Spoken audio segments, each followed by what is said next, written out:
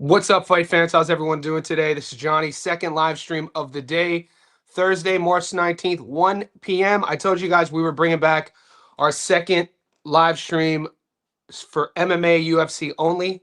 We have a big fight card coming up in the UK. I'm going to be bringing on Nick from Breaking Bad Boxing. I see him in the waiting room. I'm going to do an intro real quick. Guys, join our Johnny Says Boxing VIP Discord. We're approaching 450 JSB insiders. The link is pinned in the comment section. It'll be pinned throughout this entire chat. Remember, boys, if you're boxing heads, this is an MMA chat. So if you're asking me about the upcoming boxing and I don't answer you, don't feel salty. Okay. Also, if you're not following Breaking Bad Boxing, go do it now on YouTube. Nick is a beast. He breaks down boxing and UFC. He's one of my go-to guys with boxing and MMA. So I'm going to bring him on in a second. I do want to give a shout out real quick in the last few hours to our newest Patreons, Ben there, Ole S, and Boxing Life Patreons. I'll send you the link to enter the Discord. And then our newest Johnny Says VIP Insiders on YouTube. I am Killer K with the rejoin, Boz Marv 88, all within the last few hours. So we are growing, we are rolling, and we are live. And I'm about to bring Nick on. So click that link. You're about to get Nick from Breaking Bad. You know what? I'm going to pin this real quick. Guys, as I intro Nick, go follow him. Breaking Bad Boxing. Boom. We'll pin that there. And that. What's up, buddy? You're live. What's up, fella? How are you today? Good, man. How you doing? Good. Can you hear me clearly? Yeah, man. Is that an A's hat? What hat you got on? Come on now. Yeah. Season coming up. I am yeah, so I thought you were a Diamondback fan. I am. So all right, so I feel like I have to drop this quick gem here for you before anyone calls me a traitor. I am a Arizona sports fan full-heartedly. Arizona Cardinals fan. If you've ever seen any of my content, which if you ever seen any of my content, I'm always rocking the Cardinals gear, the Diamondbacks gear, Suns gear. Arizona fan through and through, born and raised. But I have a secondary love for the Oakland A's that I just can't understand. Their baseball lineup this year, I love their hitting lineup this year. Jacob Wilson's one of my favorite players in the MLB. Nick Kurtz is a fucking beast. He could be top 5 in the MLB in home runs this year. Their offensive style of play is just so fun, especially being in a small park. So hell yeah. And one thing too, what's cleaner than a fitted Oakland A's cap? What is cleaner than a fitted Oakland A's cap, brother? Hey, what's that? Okay, one sec. Actually, I think I got you here. I think I'll match you this. Hold up. You just asked me. I'm gonna go with the red. I'm gonna go with the red and navy box C Cleveland fitted, boy. That box C one. And you know what's funny is I'm even gonna one up you on your own. Okay. 1 second. 1 second. What? What time is it? What time is it? Yeah, I don't got the Wahoo. Come on, Johnny. Yeah. I knew where you were going with it too, so I had to bust it out. But the Chief Wahoo, you got me. That's a dope hat, man. Hey, at least y'all know I have a full head of hair. I don't rock the hat because I'm bald, thankfully. You gotta mention that for sure. Yeah. Who's your favorite Phoenix Sun of all time? Damn, that's a good question here. Do you want a sleeper pick or do you want like more? No, I have a favorite Sun, Phoenix Sun growing up. So I was wondering who yours was.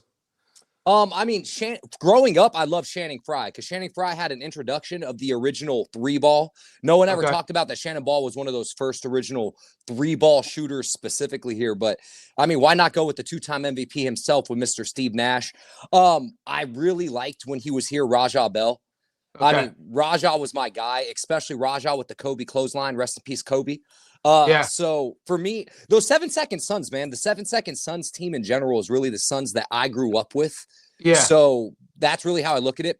But sleeper pick, Eric Bledsoe was a baller here for 2 years. I had a pit bull. I had a pit bull named after Eric Bledsoe. Fun fact. I had a dog named Bledsoe. Who's your favorite Sun of all time? KJ, Kevin Johnson. Come on, Kevin Johnson. Come on now. Let's go. Yeah, he was, I come from that era. Mark Price, the undersized point guards controlling an offense where you had to have a traditional 5 big man center. And I think it was KJ in the 90. It was one of the finals. It was either the West when he went baseline and banged. It was like a generational highlight. Do you remember what highlight I'm talking about? I don't know if he banged on Jordan. Did the Suns ever play the Bulls in the finals? No, not that No. I'm. Wait, did they? I know we did. We with did.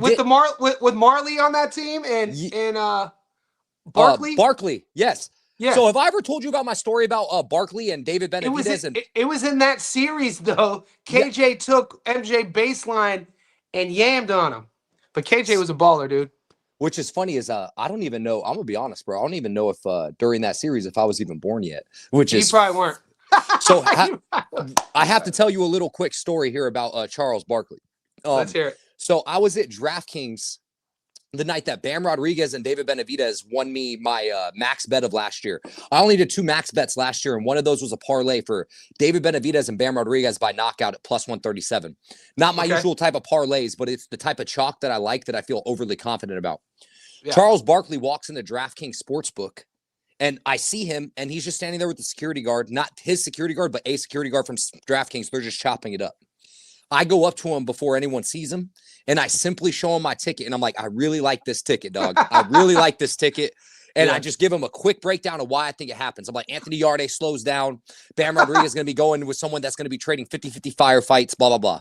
He's like, I don't really bet combat sports, man, but I appreciate it. Yeah. He goes to the sports book, opens up his satchel, drops a bunch of tickets, gets a bunch of tickets printed out. And when he's walking out, Charles Barkley looks at me, pulls one of the tickets, and does this. He took it. And I'm like, oh, shit. And he leaves the sports book, and that ticket hit. So to this day, I don't know. I do not know. And tag him on the gram. I don't know if he wants people to know he's a degenerate gambler like that. Oh, because we know he is. He pulled up with a satchel, dog. He pulled up with a satchel. And I remember running. I remember running up to the boys and just telling all my homies that story because I was like, dog, I think Charles Barkley tailed one of my picks. It was one of those. It was like legitimately one of those moments that I swear, I pray that he actually tailed one of those picks because I was literally telling everybody, dog, I swear to God, Charles Barkley tailed one of my picks, dog. He tailed one of my picks. And I don't even know if he was just being cool as fuck because the one thing about Charles that I noticed is I went up to him and I called him Mr. Barkley and he said, Chuck, man. I was like, damn, he's an OG for real. Yeah, bro, it was pretty dope. So, yeah, that's my little fun Charles Barkley story. And I like to think that he tailed that parlay. I'm hoping he did because it was a winner. It was a winner. The big mound of round. That was his nickname. Well, he had a couple of. So yeah, all the boys are tapping in. We see Randvar, Crispy Chris. You should recognize all the boys here. Crispy Chris is my dog. Yeah, Crispy. King of Fitness is in the house. So King, what we're gonna brother. What I'm gonna do. I can't see any of the comments, by the way, just so you know. You don't see because you're not using it. My computer broke, and I am on my phone on a browser version of StreamYard. So I'm doing the most makeshift version of a stream that I can. It's just one of those days, but it's all good. I was actually going to open up YouTube on my other phone, on my burner phone that I'm be using for odds. So I can actually kind of read the comments if anyone even says anything to me, you can just let me know in that case. So it'll just make it easier. No worries, man. So what we're going to do is, guys, as you're tapping in, 30 of the boys already in here. You know, usually when we do these MMA streams, we get kind of half, but it's growing. So as you're tapping in, like this video. I'm gonna keep Nick on point for a little bit. I'm gonna ask some specific fights, and then as you guys have questions directed towards Nick, then I'll highlight them. And we're gonna stay on. We got a little while. I don't have to train for another 4 hours. So, yeah. Well, how long do you got? I'm really not on a time schedule, bro. You know, I'm in the case where I'm kind of lucky. So, all right, beautiful. I'm really not in a time schedule. The thing is my headphones. If I have to plug my phone into a charger, my audio quality may slightly drop just because I'll have to unplug my headphones and plug in the charger. But that's the only thing that would change up. So I just want to let everybody know, guys, this card goes down in the UK. Evloev versus Lerone Murphy, the Miracle, and that's the main event. I'm going to just read off you guys can follow along. We got Mullins versus Carolina, Dyer versus Oliveira, Rock versus Sawadi, Sutherland versus Penchik, Tricoli versus Contravicius, Pinto Franco. You guys can read Nathaniel Wood, etc. Of these fights, I think who's kicking off the main card? Is that Pink Panther kicking off the main card against Danny Silva, or is that Dolidze? I'm pulling up my sports book right now here. Okay. So Could are we starting with the main card or prelims only? Or are we doing only main I card? want What are we doing? Are we doing what everything in total?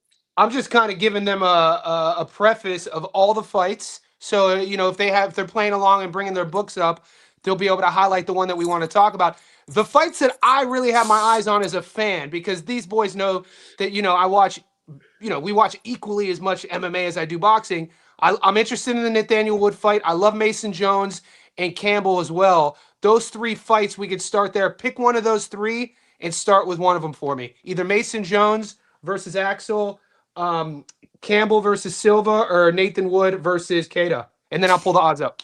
Okay, so first of all, I got super excited because I just saw the prop we discussed. There's only one fight, by the way, that we've discussed just so you Yeah. guys know. It's not like Nick and I. Yeah. We've only discussed the Curtis Campbell fight. That's the only fight that we have discussed off screen. So everything you guys are going to be getting are raw, unthought talks. So you start there. You said, but let's start there. Let's start there. I haven't looked at any odds for this card whatsoever until right now. So okay. I just got my favorite bet of the week, my favorite method victory of the week at the number that just blew my ass away. Yeah. Holy shit. Curtis Campbell, Danny Silva. Yep. We have ideally, right, what you're going to think is a striker versus striker matchup. But guys, Curtis Campbell has some slick jiu-jitsu, man. Slick jiu-jitsu. Danny Silva, I went back and watched his Josh Coolabau bout. And against Josh Coolabau, I noticed that he got a little bit uncomfortable in the striking realm with the range, with the low kicks, especially the jankiness of Josh Coolabau. And he was continuously shooting. He shot from far away, and he shot really good chain wrestling shots specifically. But there were multiple moments that he shot from too far away from the cage. We saw versus Vallejo's fight too as well that he lacked a little bit of physicality, in my personal opinion. And Curtis Campbell, while he doesn't necessarily look like a overly physically imposing guy, man, when he gets his wings on you, when he puts those wires on you, he is strong as it comes, man. He has that wiry strength, that wiry, strong grappling strength, and he climbs you like a spider monkey. All of that being said, guys, I can see Curtis Campbell making Danny Silva very uncomfortable on the feet. Danny Silva shooting from way too far away. Curtis Campbell having a nice little front choke snap down series, which he does have, working his way to the back and getting a rear naked choke. My favorite method of victory of the week. Curtis Campbell by submission plus 650. Lock it in. I love me some Curtis Campbell by submission plus. Oh my God, I love it. And if you want to be safe, if you want to be safe, Curtis Campbell double chance is plus 225. If you want to play it safe, I think he finishes Danny Silva. I know Danny Silva, career long tough guy, doesn't get finished like that. But dude, Curtis Campbell's the real deal. I think Curtis Campbell can give guys problems right now in the top 15 runs and issues. His striking is good. His striking is great. His grappling is phenomenal. His scrambles are phenomenal. His cardio and pace is great. 5-round tested. Another thing, too, as well that I love about him is you go and look at his record. He only has one fighter with a losing record. I swear, that shit looked like I had a ghost behind me, yo. I see. It's a reflection. Bro, it almost looks like you're smoking bud. It's kind of tripping me out. I'm not going to lie. It's crazy. We can both see it. We can both. It's not a ghost. It's a reflection. Yeah, man. I'm just going to open up, though. Bro, this is actually kind of what am I reflecting off of is my question, because this is the double glass technology of the camera, and then it has another thin layer of glass reflecting off of that.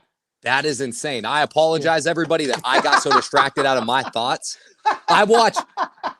I know the fools that know me personally know I have like I'm a horror movie. He's a horror film head. He's a horror film head. I thought you were blazing weed the whole time. Bro, I'm over here like, dog, what the fuck is behind me, bro? And then I was tripping because when you moved the black thing, I saw it moving. I was like, oh shit, is that a face? Thought we saw the whole apparition now. And let me tell you, shit like that, I'm scared of, bro. I don't care something I can't explain, I'm good, bro. You'll rear naked choke the shit out of somebody, but you'll see a ghost and you'll put dips on. I can handle myself when it comes to a human, but when it comes to demonic possession, what can I do? What I can't you can't ankle lock a demon, champ. You're toast. I told the boys I got to keep Nick on check. So hold up real quick.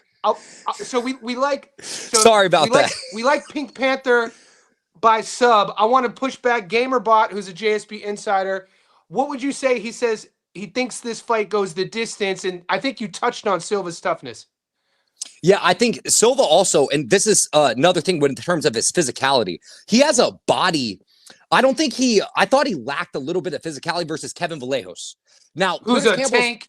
Vallejos is a tank, dude. Yeah. and Danny Silva has one of those thick built-in necks that's almost plastered into him.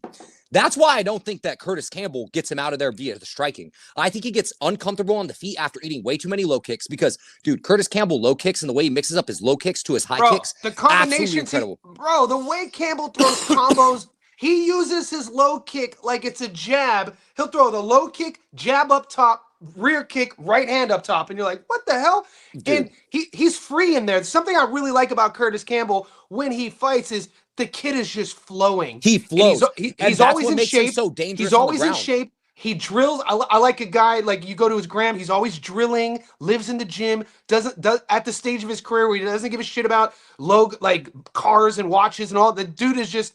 You can see videos of him 7 years old training. The kid is like in love with the game. So it's a good fight. Yeah, and I definitely don't think he knocks out Silva. I think Silva has that body type to not be knocked out until his wear and tear really starts to fade on him. But I can 100% see him getting uncomfortable in the striking realm, shooting a shot from too far away, which we saw against Kulabau. And then we see someone like Curtis Campbell who has 1,000 times better of a ground game than Kulabau, taking note of it. Front choke, snap down, front choke series, working the front choke series to getting to the back, working something where he gets on top, and Danny Silva is so damn tough that where he turns around and gives up his back from a turtle position. It's gonna be a constant watching these two. I'm telling you guys, they grapple. I hope they grapple. I want to see those exchanges. I want to see those exchanges. And I'm a striker, but seeing these guys go from position to position, I do want to let the boys know. And for everybody watching who might not be, who's learning how to bet, if you're on Curtis Campbell, you're still getting 43% return on the money line. So if you don't want to get too sexy, if you don't want to pick a method of victory, $1.43 on the money line is still a really good return. Just want to say that. I mean, even the books agree that realistically, if you don't think Curtis Campbell is going to knock out Danny Silva, which I agree, I don't think he's going to knock out. I don't think he knocks him out, dude. His double chance, if you want to be safe, his double chance is decision or submission is -135. Okay. It's absolutely, okay. And I'm taking the submission outright. That's my method of victory for MMA of the week.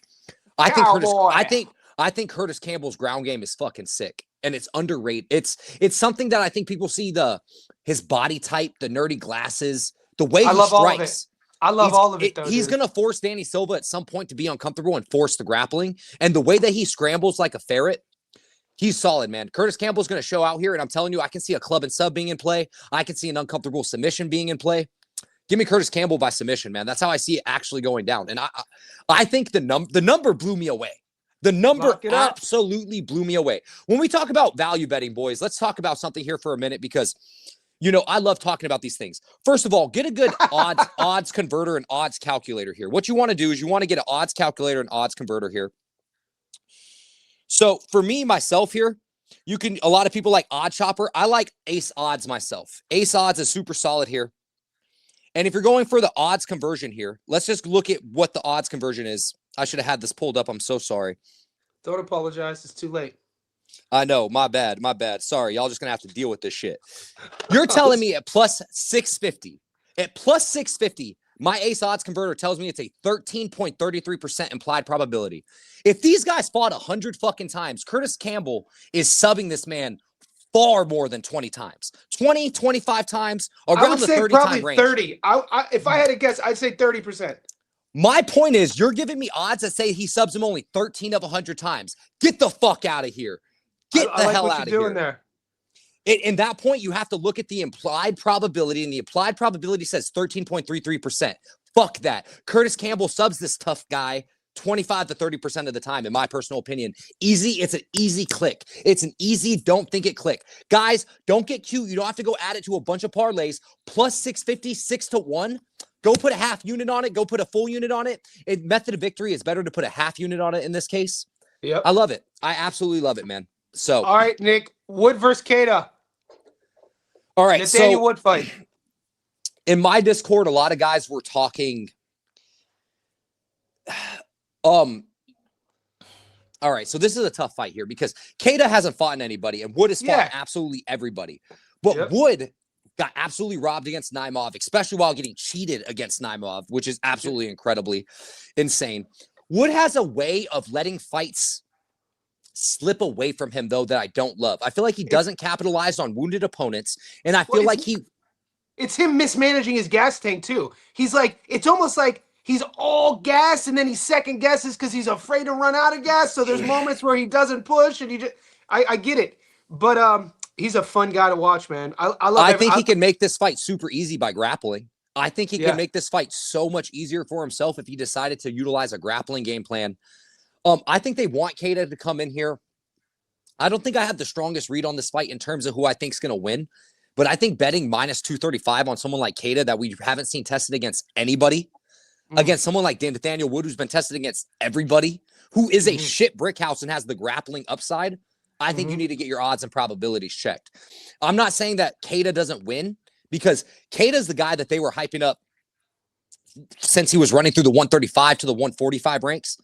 So they love this kid out of it's not KSW that he's the king. It's Pranis Pancrase that he's the king of, or that he's the champion of. Yeah, that's right. So they love this kid, man, but he has fought in fucking nobody like Nathaniel Wood. And I'm going to be honest, I don't have a bet for this fight. It's really a pass fight for me just because I don't have the strongest read on it. But the only guy I know, I think if Wood grapples, Wood wins this fight pretty convincingly. I could see him winning this fight 29-28, 30-27 pretty clearly, quite frankly. The only guy I know that he's fought is Samuel Bark, Dutch kickboxer, and he stopped Samuel Bark. Samuel Bark stopped my boy on short notice in Cage Warriors a few years ago. I want to shout out my boy Big Sam MMA, who gave me some tips in my MMA chat about this. And I went and looked at some of the guys he's fought. And the dudes that this guy Keita is fighting are absolutely awful. Absolutely awful. They have no consensus of what a striking game plan is. They don't know how to put together a full fight, which is a big thing too as well. Nathaniel Wood, though he has these gas tank issues, and though he does, again, have issues, in my opinion, with ring IQ, he can fight for 15 minutes, undeniably. For 15 minutes, Nathaniel Wood's going to be there to scrap. Bro, so I love him. I love him on the money line, guys. I love Nathan at plus 196. I love his. This seems like an atypical UFC like trick betting odds. The kid's never. He's making his debut. You're telling me like this in Nathaniel Wood's backyard? The kid Wood already had a huge. I didn't even think about that from that point. It's Nathaniel Wood's backyard. Yep. Keita shit the bed with the weight cut last time, or getting sick or whatever it was when he was supposed to fight Patricky. Yep. So you have to think, how does his motivation go from fighting a top 8 guy, top 10 guy to this? That's another big thing. And if you're on DraftKings, by the way, you can get Nathaniel Wood plus 5.5 spread. You can get a 5.5 point spread on Nathaniel Wood. And if you want to be safe of it, take a 5.5 point spread on Nathaniel Wood at minus 120. Almost even money on a 5.5 point spread. I don't even know what you're talking about. Dude. Oh, okay. So it's different from your book to my book. So let me just kind of break this down for you. Your screen went dark on us, boy. No, your screen went dark. Okay, it keeps glitching. 1 second here. It's probably because you're probably searching on an app. Well, I'm using my other phone for that. 1 second here. All right.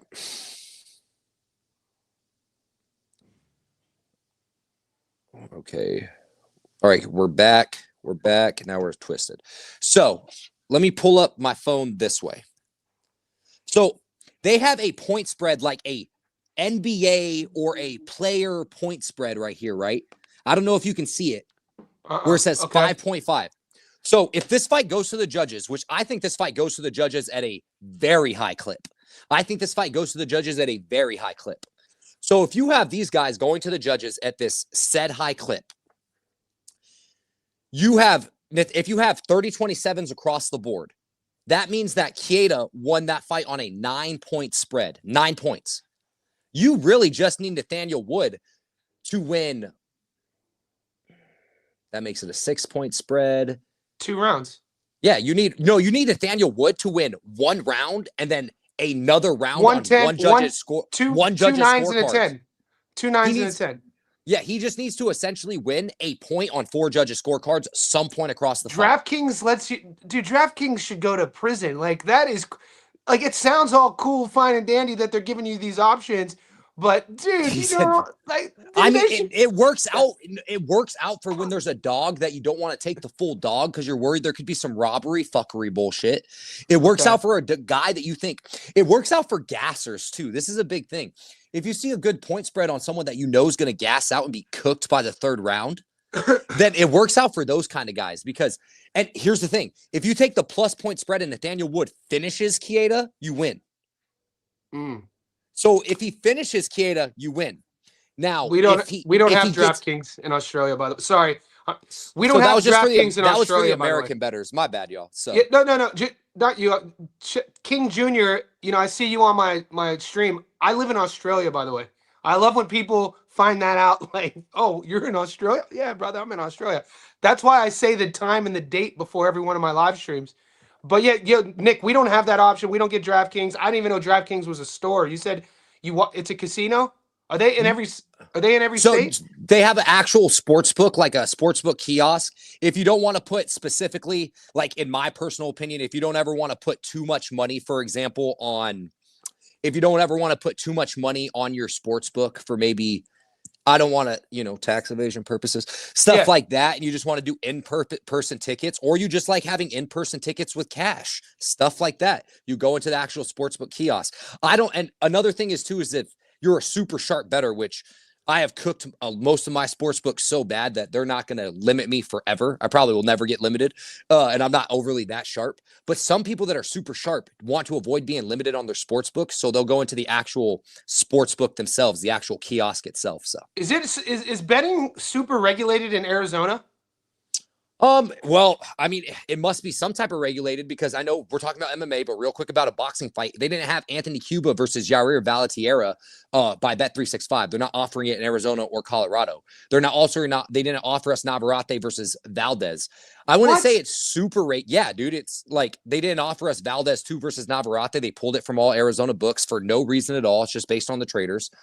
I don't exactly know why. I can't give you an exact reason, but I would say it's decently regulated. It must be decently regulated, at least to a minimum, right? So, sorry that my phone keeps sliding. Did you get to tape Aswell versus Mason Jones? Yeah, so I'm very familiar with both of these guys, actually. So, talk to me. I think, first of all, this fight is just going to kind of come out to being just an all inside the barn war. It's going to burn each other down, and even money, dude. I just kind of trust Aswell a little bit more. I just trust Aswell a little bit more. I think Mason Jones, we've seen him he's gone through so many meat grinder of fights, right? Like, dude, the David Onama fight, man, I love that fight. Dude, it's like a straight up pin and piss brawl. I think Aswell also has the upside when it comes to if this fight does go to a grappling terms and scenario. I like Aswell, man. At an even money fight, does it go the distance? Does it go the distance? Mason's so tough, dude. It's hard for me to. It's hard. I don't see Mason getting stuck. Mason's like literally shit brick house tough, dude. Yeah. Like, you know what I'm saying? He's still pretty young. I can't believe he just turned 30. I remember watching Mason Jones when he was 21 in Cage Warriors. He gets sent. He goes to the UFC young, only lost one fight, and then purposefully leaves to go fight again at Cage Warriors, and then came back. What's he only have? One loss?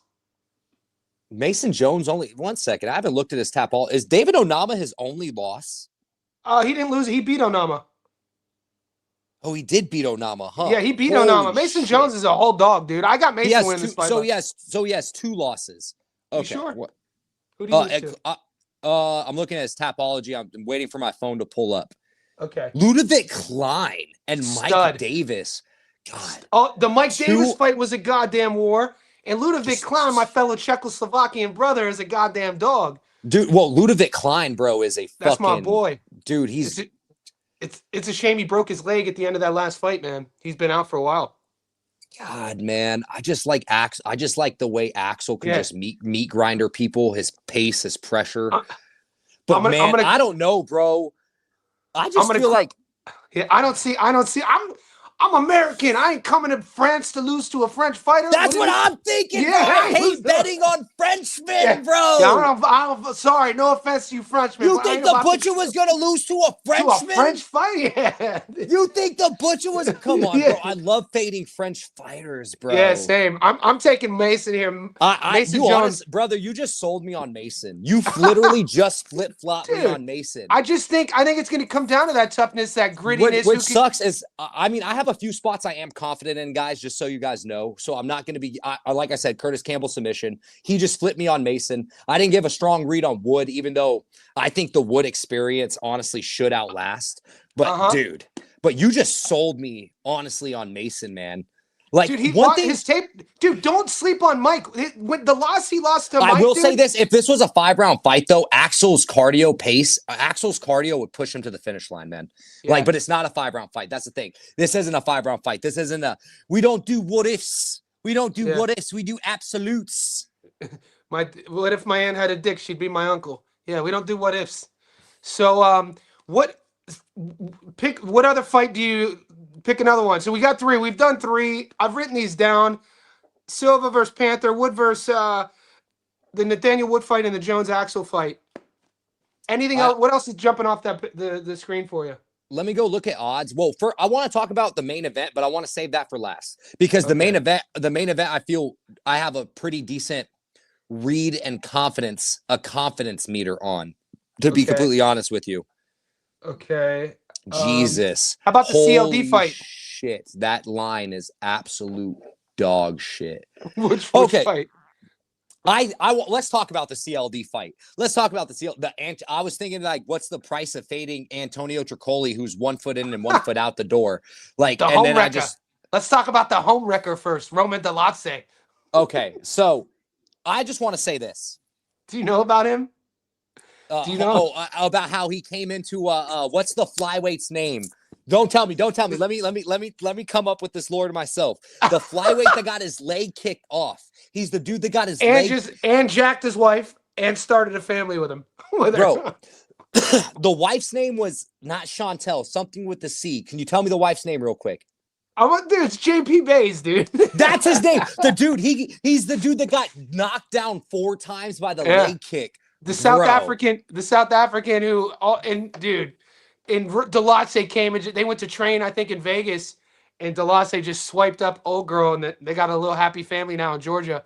I can't cheer for Roman. I hope CLD stops him, bro. And that seems like the pick that everybody's on. But are they? Oh, dude, shit! I didn't know that. Someone that I trust and highly respect, you know him well, my boy Keita. Shout out Keita. Keita's on Roman Dolidze or a CLD stoppage 2 through 3. Me too. Okay, I didn't know that. I didn't see any reads yet. I didn't check our MMA Discord. I just think betting CLD at minus 440 means you need to call the number. I just think betting CLD at minus 440, you need to call the number, man. I mean, I guess you can get somewhere behind us plus 130 knockout because that's his winning condition. I can't believe Keita wrote that.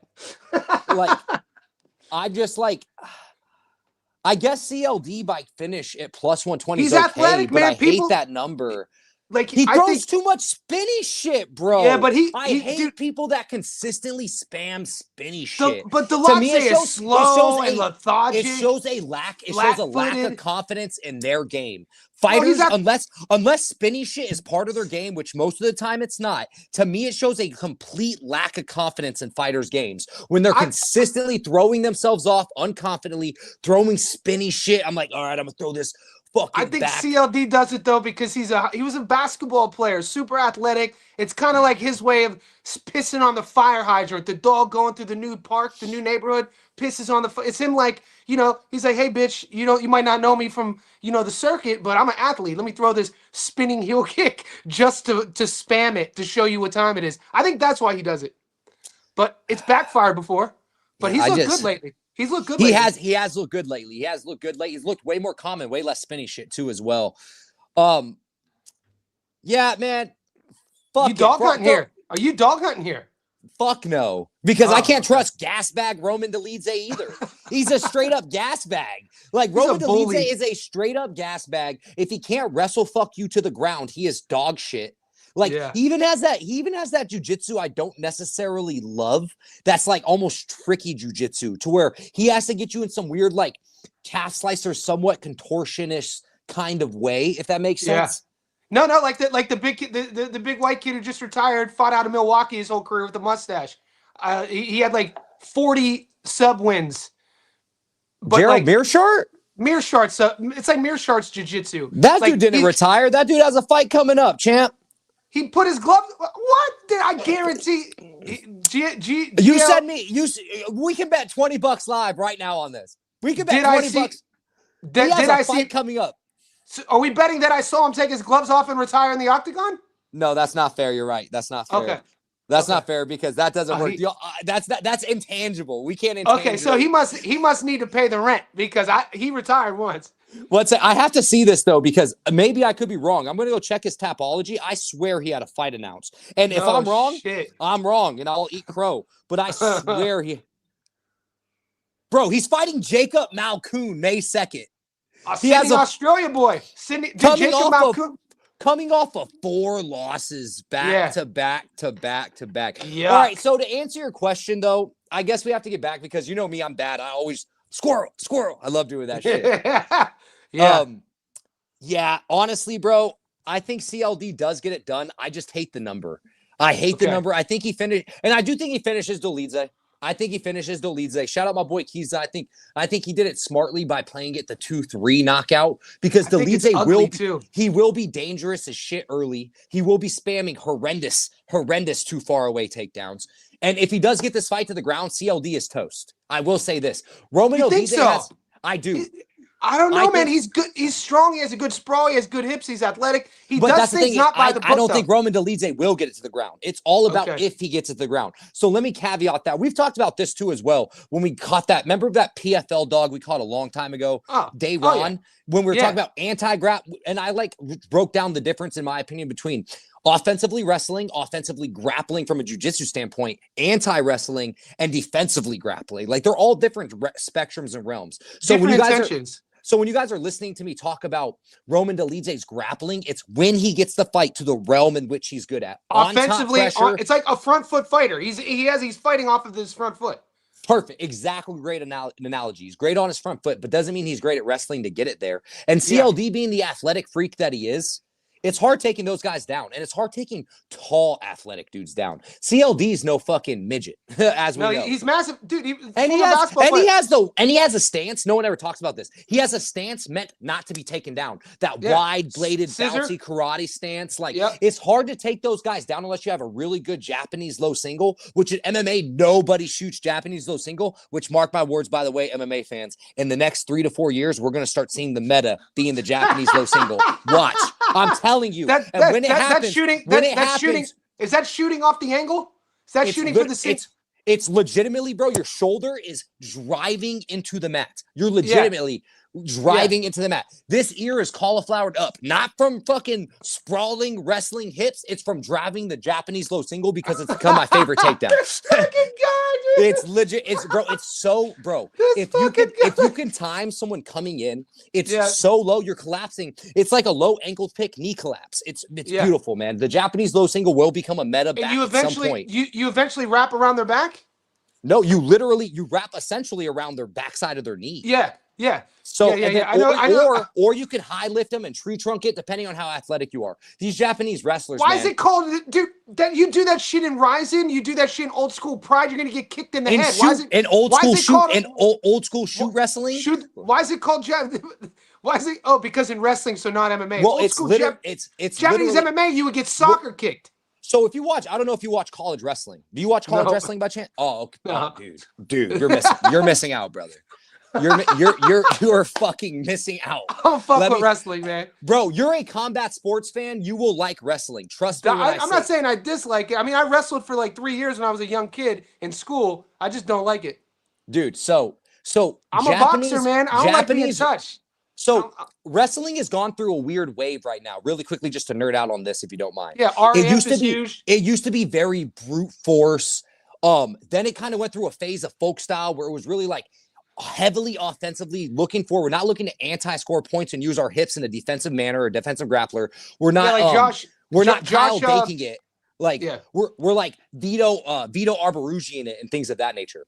Now there's this weird meta of Japanese athletic wrestlers that are hitting these crazy Japanese low singles, tree topping high, working from there. And it's becoming almost a meta inside of wrestling itself, to where the single leg's coming back, baby. And the low single leg's coming back with a vengeance, dog. I highly recommend. I'll send you some clips on it, actually. Send me some clips. Because, dude, I love a good wrestling match. If you guys are MMA fans and want to watch some of the best grappling in MMA you can find, please, if you have a chance, Gregor Gillespie versus Diego Fajeda. Holy shit. Gregor Gillespie wrestled right near he's wrestled at Case Western in Pennsylvania.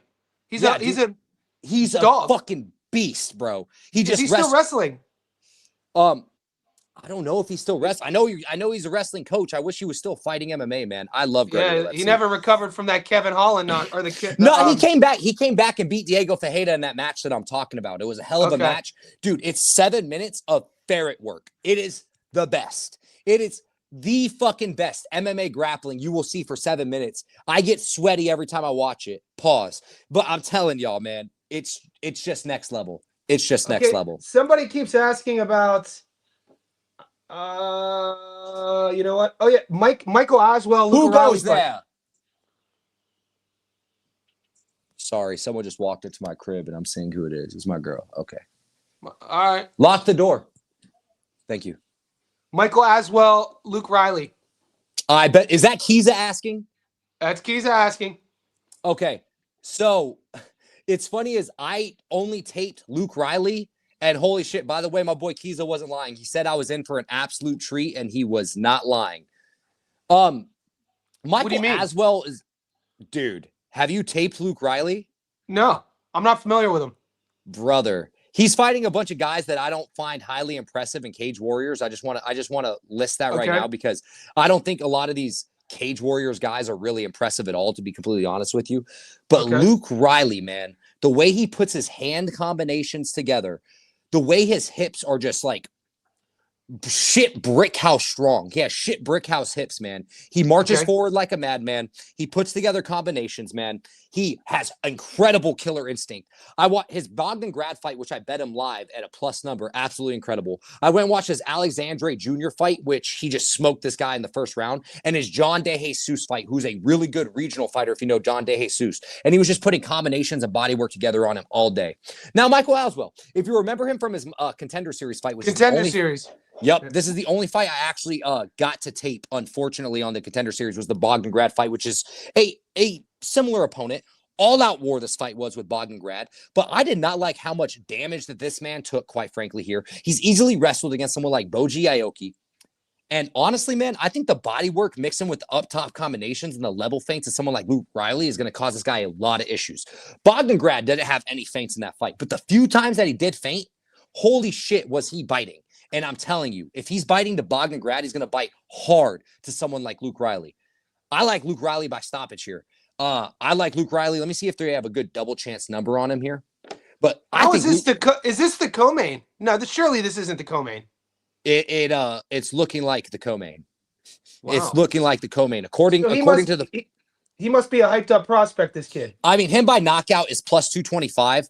But quite frankly here, I'm not going to take the knockout because I'll take the double chance for 10 cents less by a chance that he gets a random club and sub. I think he has one sub in his career, but he doesn't seem like a grappler at all. He has good anti-grappling hips, like I brought up. You saw against John De Jesus. Yeah, give me Luke Riley here by his finish here at plus 215. We have someone in the Discord that said that they know Michael Aswell and that he's been training really hard for this fight, and he may have been. But Luke Riley's a different type of beast, and I feel like this is kind of a spot they're setting him up for to get some smoke going. So I really like Luke Riley by finish here. Do you have any thoughts or any other fights that you want to go over specifically? Yeah, the MVP fight. Oh man. we can't talk, dude. We're only going to see him a few more times before you he retires. Go first, because I've been rambling too much, and I feel bad that I'm taking over your spot. Bro, I brought you on. I brought you on to do this. I brought you on to feature your brain, your fight brain, mate. These fools see my big ass head every single day on my show. I brought you on to feature you. No, this is why I brought you on, man.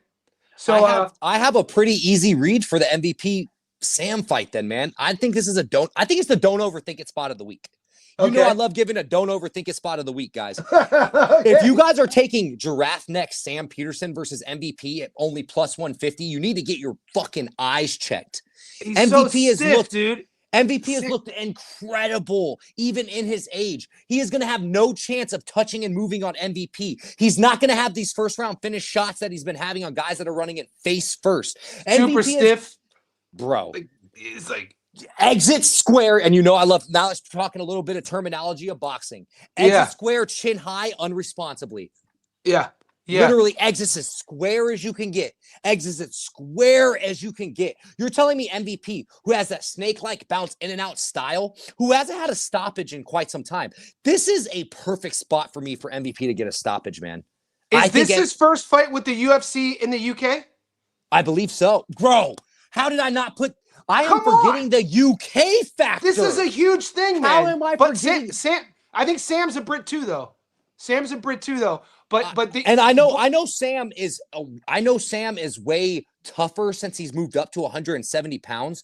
But dude, who is the dude that cold clock Sam, put him out cold? The Scottish kid, the kid from Scotland, Asmos. He had that one. Asmos put him out cold too, as well, bro.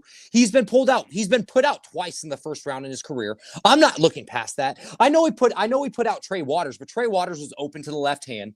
Danny Barlow, okay.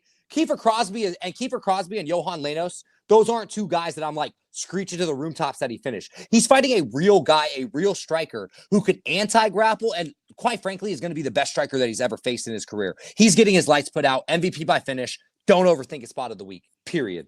Hands of Stone Barlow, the hand of God, Danny. Left hand of God, bro. And it's so crazy how open he was. He literally, Danny Barlow, open like this. Yeah, it was just crazy. Flaring himself, bro. I'm telling you guys, this is you like MVP by knockout here. MVP is going to get his first UFC finish here. Okay, MVP. And guys, take the double chance to be safe. It's 10 cents less in case of a club and sub. 10 cents less in case of club nothing's and sub. worse. Dude, I don't think he's ever had a win by sub. Does he even know how to lock something up? Oh, MVP can lock something up. I guarantee that. You sure? I guarantee that. He has 4 submission wins. He has 4 submission wins. Chance. Does he? He has 4 submission wins. I think. When's the last time he subbed someone? Shit, I'm looking now. I'm genuinely curious. I'm just saying, bro. I'm just saying. You know what's funny? He got a verbal sub, so that doesn't count. A verbal sub. Oh, dude, he got the toe hold versus Jermaine Holloway. What are we doing here? The fucking toe hold. Dude, if you tap to a toe hold, 1996 toe hold is incredible. Tapping to a toe hold is even equally insane. Oh, you're gonna have to rip my shit off, boys. Brody. Like a la John Jones, Chael Sonnen when that bitch dislocated. Oh my God. John just taped it together. That was freaking disgusting. A toe hold is incredible. I didn't even think about that. Tapping to a toe hold is actually incredible, man. Is freaking insane. So he has a verbal tap. He has a verbal tap, which we can't even count the verbal tap, I guess. No, that's what I'm saying. Like, we can't count the verbal tap. I guess you're right, but man, let's not. I don't even know. Dude, Patterson's gonna go out cold. That's his style, bro. The giraffe neck is getting put out. I'm fairly confident in that. So JSide249 says, "Did we cover the Balkan Bear?" Who is the Balkan Bear? I've never been good with nicknames. I'm not even gonna try to front. I'm not even good with boxers' nicknames, by the way, guys. JSide, who you talking about with the Balkan Bear, big dog? All right, so that's you we've covered. Keith said, "Watch the toe hold." It's so funny. I opened up my YouTube just to see that, so that's hilarious. So we've covered 6 fights. That's half the card, man. Is there one that you want to feature? The main card. We need to talk about the main event. The main event. I forgot we haven't done that yet. Nice. Okay, let me pull the odds up. See what we're looking at. Yeah, this is interesting. Evloev versus Lerone. Mate. How is Austin Lane still getting fights in the UFC? Dog, no offense. He's dropping down in weight. They're giving him the chance here for you, and I guess that's it. That's all we can say. He was a former pro football player. I think he does a lot. I think he's really like educated too. He does a lot with like communications. So it seems like the league kind of like gives those guys more than one opportunity. They just want to show him some love, I guess. I mean, it's just I don't hate it. I don't hate it. On a human level. Yeah, that's not a Yeah, big, like on a no, it's human not. level, it's all good. Like On some real levels, yeah. on some real Mobs shit. Bar, Evloev versus LaRon Murphy. Speaking of human levels, man, Murphy been through some shit.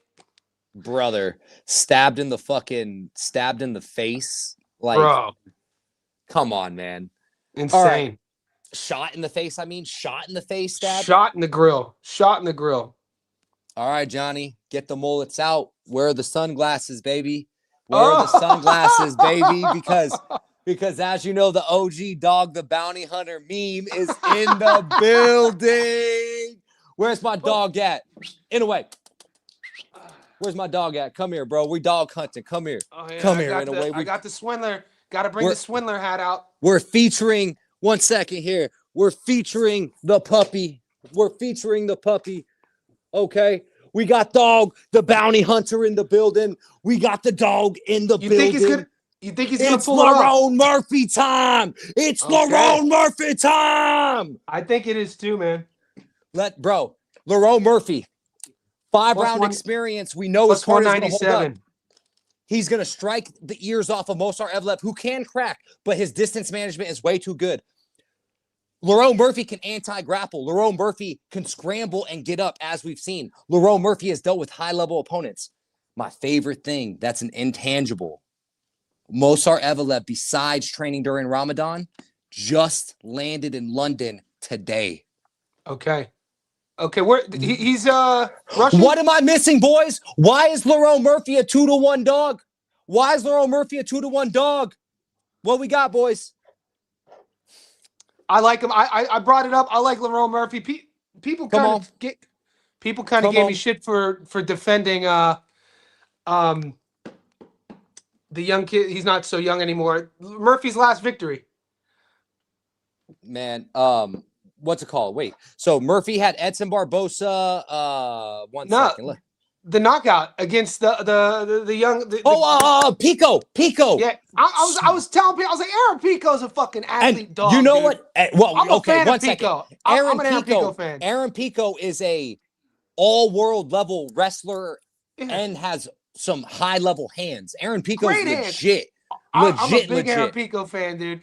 And people forget Aaron Pico was Bellator's first ever signee that's never had an MMA fight before. They put him on a scholarship contract. They put him on the first ever scholarship contract. Yep. Yeah, Aaron Pico was wrestling him very well, putting him on him very early. But what happens the minute that he got up, bro? Dude, he found space. And watching how LaRon Murphy handled that pressure, just how he handled it too. He never looked like underwater with everything. And Pico is a lot to deal with, man. The physicality, the optics, the pace, the pressure, the threat of the takedown, the hand speed. Pico really has it all. It's just that fight IQ. That fight IQ, dude. Evloev would have lost the Arnold Allen fight if the rules that were today were here, to where he could have smashed him to a grounded opponent. First of all, let's start there. He slowed down hard versus Aljo Sterling, I believe, in the 3rd round. This is a 5-round fight against a true tested 5-round fighter in LaRon Murphy. I think LaRon Murphy's world class, man. I think he's been world class. He comes from a great camp. He's been due a title shot, bro. His title run, his Dan Ige win, impressive as fuck. Yep. Tried and tested. People think with Evloev, though, they think they got one with him. You know, look at these odds. These odds are crazy. Bro, like I don't see any value. I mean, I don't see any value.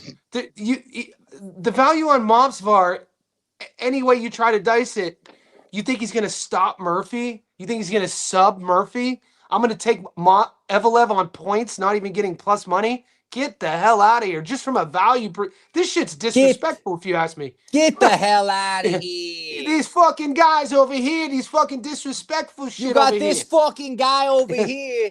Yeah, nah, bro. Like, I like LaRon Murphy. I feel like he's been proven enough here for you. Mosar Evloev has those 2 intangibles that I think are very important. Guys, you have to remember sometimes when it comes to betting fights, it's not always what you see on tape. It's not always as black and gray as you think. Sometimes you have to go a little bit deeper and a little bit past what you know. In this case here, we know that Mosar Evloev has been training in Ramadan, and the fact that he just landed in the UK 3 days ago doesn't show me a lot of great signs. How is he going to look on the scales? I'm already going to go add a unit to Lerone Murphy. If he looks like shit on the scales, you may add a little bit more. Murphy cuts a lot of weight, though. They're both Murphy. But Murphy just seems to have it in check, man. Like his 5-round shape is, bro. His 5-round shape that matters. That matters. His 5-round shape against Edson, bro, was just impressive as fuck. And if anything, psychologically, when that 3rd round ends, if it goes to the 4th, Murphy knows that he has it in him. You know I don't think Mosar Evloev's going to sub him. I think it is going to go to the 4th. I absolutely think it is going to go to the 4th. I think Murphy is far more live for a finish on Evloev than Evloev is on Murphy. Yeah, and those odds were interesting. Murphy by stoppage plus 675. That's fucking crazy. Incredible, dude. That's insane. That's actually insane. On points is plus 380. I could see Masvidal falling apart.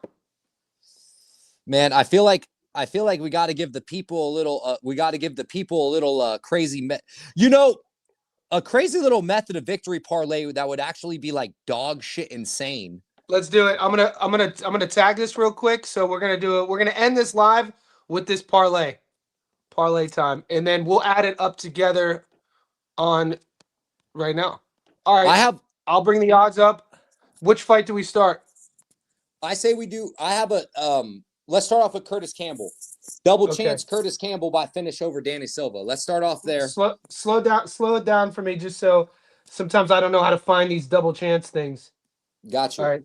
So Danny Silva, Curtis Campbell, method of victory, submission round combo, method of victory, round market. Wish I could see 1 second. Decision no bet, how fight will end, alternative round method. Re-scroll for me. I'm looking now. I can see you now. I scrolled in. Decision no bet. You see it? Scroll back up. Curtis Campbell to win by decision. There's the double chances right there. Boom. Oh shit. Okay, so Campbell by submission or points? I would do Campbell by TKO submission because I think he finishes him. But if you plus wanted 240. Are we getting crazy or are we being safer? That's a strong possibility. That's what we're looking at. What do you think?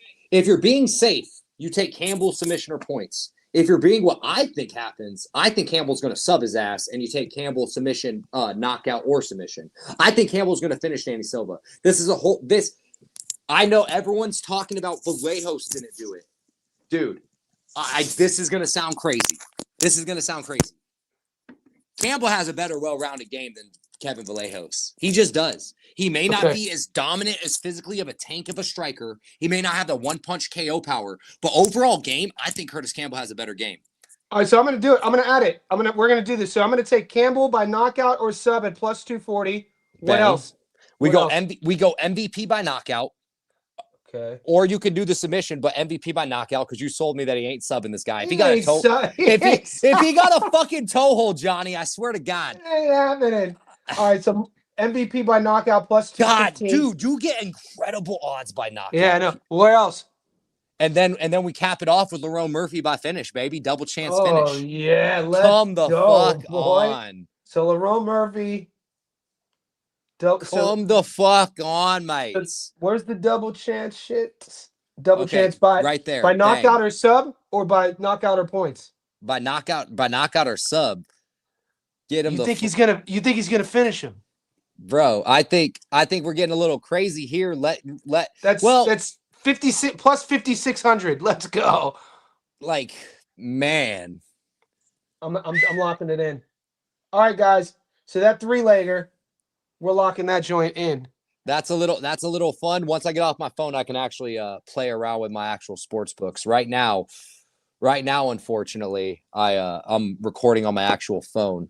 Okay. I'm gonna lock that in after we get off, and then I'm gonna share it to the Discord. That'll be a Johnny Says in Breaking Bad long shot parlay. I needed a long shot. You let everybody know. You let everybody know before they go and put their life savings on it. Remember, guys. Oh yeah, this remember, ain't a full unit. It's not a full unit. It's a fun fuck it parlay that you're having fun with. It's not something that you go and put your life savings on. I mean, I don't feel like you should have to tell people that for something of those odds. Yeah, no, the chat's getting educated. They're getting educated. A fair safe caveat to tell somebody never hurt nobody and never made me look like an asshole, right? So all kind of works out in that case. All right, so we are approaching an hour. I'll leave it on for a couple of minutes. We could take questions. Anybody have any questions for Nick? We could talk whatever you want. We'll take anyone's questions.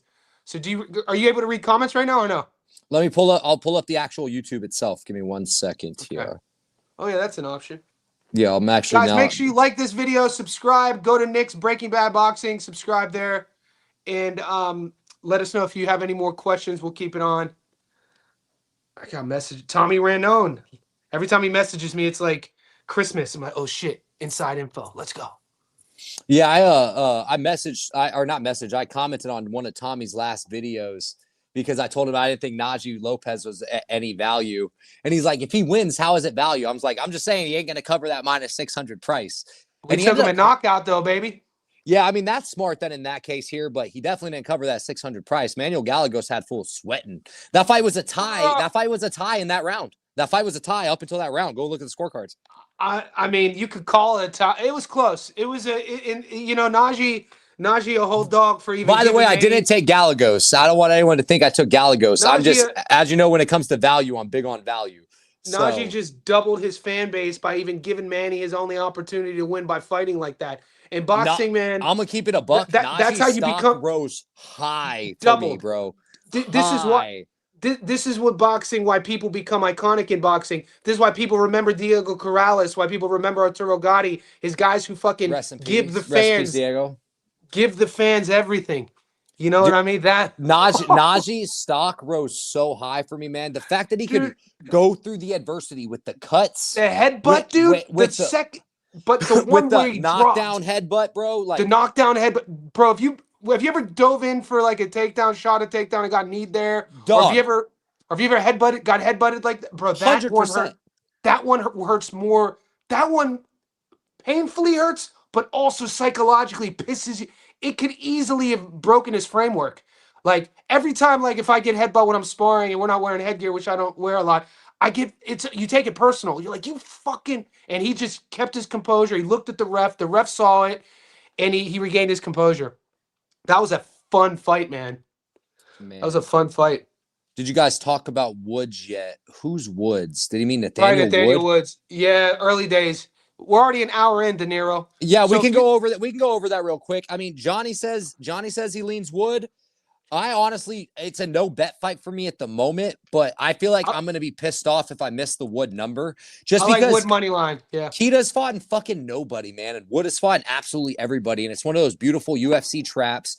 One of those dudes that you don't know how good they are until you know how good they are, vice versa, right? So you're going to have to prove it to me. You're going to have to, this is the type of bet that in my strategy of betting, I always like, I'll roll the dice. But I'm not going to take the dude that's never fought in the UFC before. You're going to have to prove it to me. And moving forward, if he beats Wood, then I'll know. But right now, I like Wood. And then Gasville said, bro, overlooking Sam. Nah. Against MVP. MVP is, I mean, yeah, you can say I'm overlooking him. He's overlooking himself, how high he keeps his chin in the air, brother. He's literally ostrich straight. He's food for MVP. I'm a diehard Bellator fan. I've been seeing MVP smoke guys like this from the jump. Hittable guys. Dude, he's not going to first round knockout MVP. He's going to get dragged into a matrix that he's never been in before. MVP's only UFC loss is against Ian Machado Gary that he made the fight super fucking close. Super close. And Ian Machado Gary is, quite frankly, one of the best welterweights on planet Earth. MVP is going to crush Sam Patterson. Former lightweight, keeps his chin in the air. He's getting cooked. Kiza loves Pereira. Kiza loves Pereira, brother. Yeah, he loves him. Johnny, you gonna agree? Pereira the GOAT after he wins the heavyweight belt? Combat sports GOAT. I mean, not a lot of GOAT. I mean, how you gonna? Hey, as long as he's not fucking calling BJ Penn the GOAT after that shit. Hey, easy. I love sparking that shit up. A little bit of recency bias. some elder A disrespect. little bit of 7 losses in a row is a little bit of recency bias. We got some elder abuse going on, some elder disrespect. 7 losses in a row is not no recency bias, dude. Brody. You gotta look at Brody UFC got Imanari rolled by Ryan Hall. You gotta look at UFC careers in spurts, baby. It's not a full thing. The sport is still growing. It's new. It evolves. You look at it in sections. BJ Penn winning titles from 145, 55, 70. The dude won the Mundials as a fucking 1 year rolling. Was only doing the kid. You better put some respect on BJ's name with his crazy ass. Man. Hey, Gaskell, I don't know anyone from the BKFC scene. Do you have people that you like that I can make the boys are tail parlay? I'm down to tell Gaskell. I'm down to tell Gaskell on a little something. The boys something. are betting. Dude, we got some savages. We're out here betting on. Here's the one thing about BKFC that I know that people that bet on is you can make good money from it because I know they set up random ass. Bro, they set up like Paulie Malignaggi, if I'm not mistaken, 2 fights in a row was like a 3-1 dog. We couldn't bet on him, but I was like, Paulie's gonna win that fight. He's fighting for a world title. So, world title. BKFC world title. We gotta stop floating the terms world title. World title. BKFC world title. Dude, what are you talking about? Don't even. I must just. Let's continue. Honestly, though, I have to respect BKFC fighters, bro, because that's some like dog shit. Like those fools are next level. No, seriously. No, that's like I don't give a fuck. Those fools are next level. Well, those are the guys, but they've already cashed in their chips about like optics, what they look like. They don't give a shit about getting pussy anymore. They don't give a shit about like career trajectory. Those are the guys that like things didn't pan out here. Let's give it another go here. And like, dude, motherfucker. Mad respect to the BKFC boys. Dog. You know, someone brought up a PFL comment. PFL has some pretty good lines. I'm going to be real with you, bro. My boy Dalton's headlining in Pittsburgh. That's coming up. Dalton Rasta. Fabian Edwards versus Castello Van Steenis, man, at a close line, dude, is absolutely incredible. I know Van Steenis is coming off some high fucking confidence with that last round stoppage over Eblin. That was crazy. I mean, Litton Vassell, who's sub or bust, fighting Jose Augusto, but I think Litton Vassell, the Tower himself, should beat Jose Augusto, quite frankly. We don't get options to bet on the PFL. This is crazy. Really? Yeah. Those are two lines I really like for PFL. Is I actually like Van Steenis, even money, and because I've never been high on Fabian Edwards like that, just keeping it a buck. And I actually, dude, he knocked my boy out just like his brother knocked out fucking Usman. Who'd he last knock out? Dalton Rasta. Oh. Hey, easy. Hey. Hey, no, hey. I don't put much stock into that, champ. I don't put much stock into that. Hercules, champ. Baby. Hercules. Let's go. Hercules, baby. Hercules. How are they not testing? Okay, as long as we're both on the same page here. And by the way, we're on the same page when it comes to Resendez. There's no way Resendez isn't 100%. He was off. Just want to say that. I am on the same boat as after seeing him in weigh-ins. Bro, how did we miss that? How do we miss that? I caught him live, but how did I miss the pre-number? Plus insane. 700. We're watching the weigh-ins, and on the live, I'm like, bro, this dude is totally juiced to the gills. He's pissing Mountain Dew. You put him under a blue light, he's glowing. Yeah, just dick always hard. Just hard dick the whole entire time, dude. Bro. So for PFL, y'all, I like Litton Vassell over Jose Augusto. I love Litton Vassell over Jose Augusto. Augusto's never been someone I've ever really been high on. And Castello Van Steenis over Fabian Edwards. Bro. But Jose Resendez, bro, juice to the gills, bro. We're getting out of pocket here. Bro. Yeah, Resendez is fighting Munguia. The boys. How about, do you see that? That broke yesterday. Charlo was like, nah, I'm cool. Charlo's like, I don't want a world title fight. I don't want a world title fight. I'm not going to lie, bro. Everyone, this is a hot take because, yes, he knocked down Cornflake 3 times, 50-42 him. He did not look good in the Cornflake fight. You're supposed to do that in Cornflake. His balance. He finished Cornflake the worst that anyone's ever done it. Mm-hmm. On top of that, a washed Cornflake. Dude, he didn't look good. His reaction timing didn't look the same. Like, none of it, I don't know, man. Charlo just didn't put in an inspired performance. Breaking Bad. Tell me why you don't like my boy Beck the Bully. He should be fighting Resendez. First of all, your boy Beck the Bully got smoked by Gabe Rosado. I don't care if it was a single punch. He got smoked by Gabe Hall of Famer Rosado. Oh God. Oh God. You guys I are don't know. shading Melakuziev. I Why don't don't you know. like Melakuziev? I don't know why I don't like Melakuziev. There's just something about his face. I think he's a facer. Did you take Darius Fulgham and you lost that fight? Is that why? Fuck no, I didn't. Yeah, I don't like dude. DFG either, dog. Stop it. Stop. He's trying to call me out. No. Don't hold grudges, brother. Don't hold grudges. Nah. We don't get pissed. We learn some lessons. Yeah. I don't know why. I honestly have to be real with you. I have no real reason to tell you why I'm a Beck hater. I have no real reason. Maybe it's because he was beat the shit out of Angel Lozano, who I actually took last week, and Angel Lozano was horrendous. Bro, worst bet I made of the year. We'll have those top bets, two worst bets I made of the year. Angel Lozano and Yanquiel Rivera. Stand by those garbage ass bets. I stand 10 toes when I lost those. Those were 20. Well, Yankee was 2025, wasn't he? Nah, Yankee was in the beginning of this year when he got fucking beat up by Renee Santiago. I fell into the trap again, dude. I fell into the trap again. Mine was Austin Deanda, and I'm blaming it on Tommy Randone.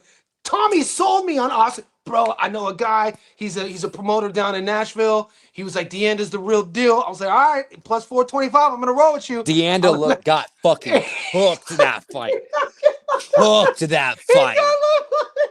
What saved me though is that I redeemed myself for getting J-Rock at Julian Rodriguez at plus 400 in the main event. So I looked awful. We have been cooking in Zuffa. We were on the J-Rock. We were on Julian Rodriguez. I had a plus 2200.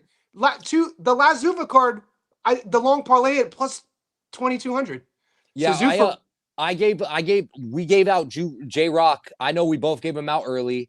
I got my Discord got Jay Bree Panito at the earliest number you could have got it, 7-1. Shout out my go AC the Hulk. We got Hot Rod, it was hilarious. I thought it was hilarious. Hot Rod was the perfect definition of variance. I thought that was a perfect learning experience for everybody. Bad read, great result.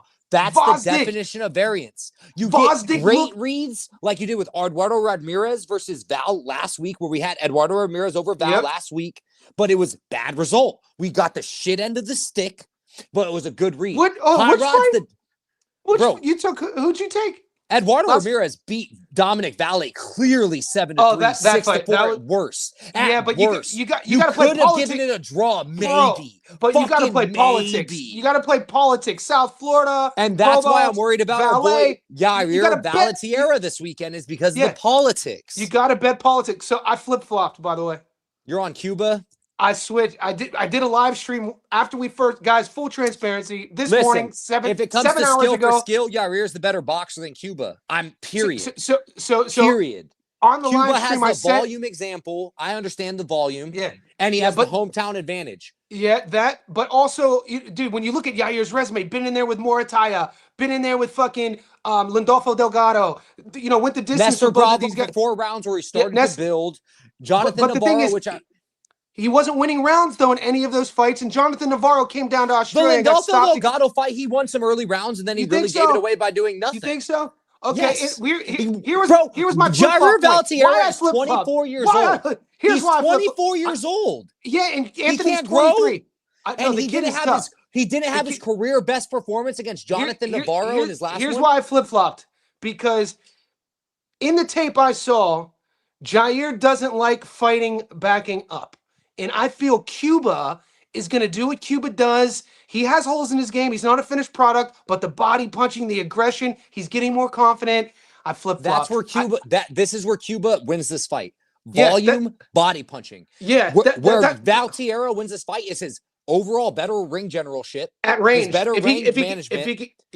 And countering Cuba when Cuba squares up. Because Cuba will square up multiple times every round. You guys watch Anthony Cuba.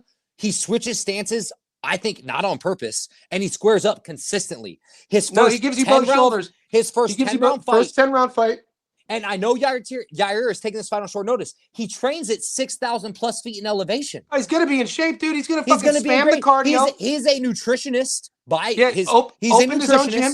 Opened his own gym. Hasn't been that active, though. And I know I'm on a literal island here. People I trust are on Cuba. You're on Cuba. My What? boy, I got my boy flip-flopped. JB is on Cuba. I got flip-flopped. I like I'll show Yair. I even put money in. I think Yair loses. I was so deep. I put my bet in and then I cashed it out. So I think if Yair loses, it's because of hometown political bullshit. You got to think about that, Nick. I don't think Cuba is the better fighter. But the thing about betting and wagering, bro, is politics have to be part of the equation, dude.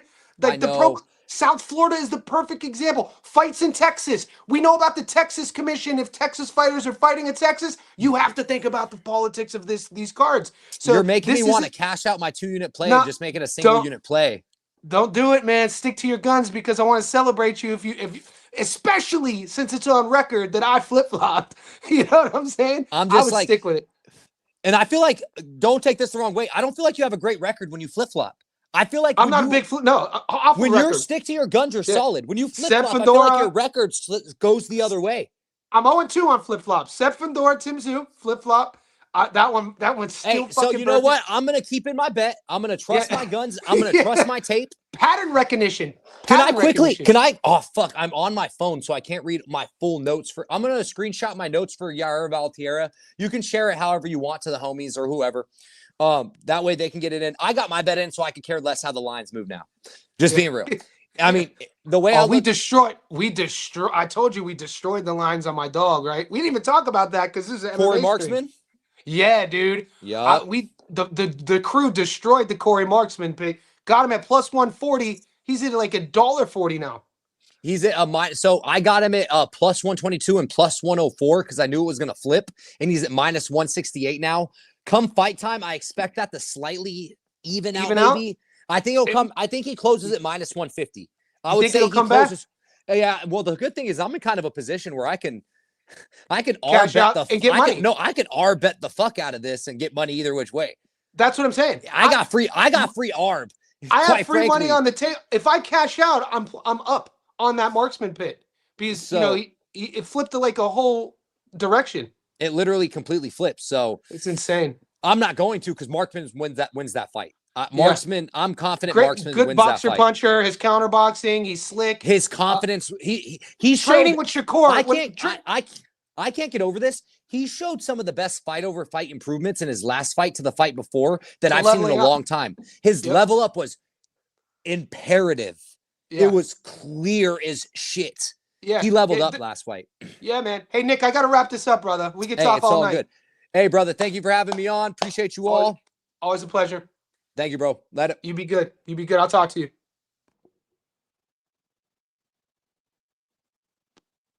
All right, guys. Oh, I've been going live today. This live is at an hour and 20 minutes. I did a live. I'm almost live for 3 hours. It's the most I've ever live streamed. All for you guys. Everything is for the JSB, Johnny Says Boxing community. Hopefully you found some value. I'm going to put together now another ticket with those plays that we talked about. Whenever you catch us, like this video, make sure you subscribe. I appreciate everyone here. Let's get it.